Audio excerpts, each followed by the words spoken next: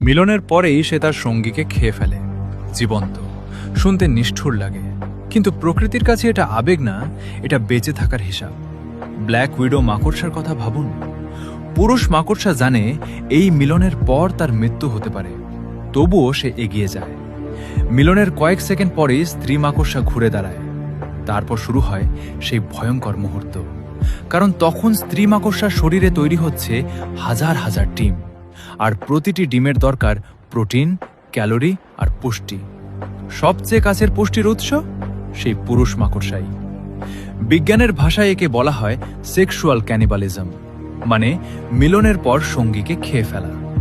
গবেষণায় দেখা গেছে, যে পুরুষ মাকড়সা খাওয়া হয়ে যায় তার সন্তানরা প্রায় 30% বেশি শক্তিশালী ও সুস্থ হয়। অর্থাৎ সে মরে গেলেও বাবা হিসেবে জিতে যায়। আর এটা শুধু মাকড়সাদের মধ্যেই না, প্রেইং ম্যান্টিস, কিছু বিচ্ছু, এরাও একই কাজ করে। প্রকৃতিতে ভালোবাসা আর মৃত্যু কখনো কখনো একই মুহূর্তে এসে দাঁড়ায়।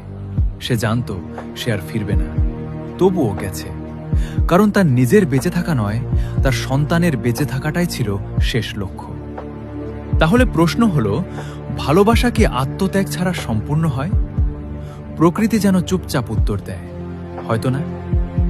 তো আজকের এই টপিক কেমন লেগেছে তোমাদের? কমেন্টে লিখে জানাও।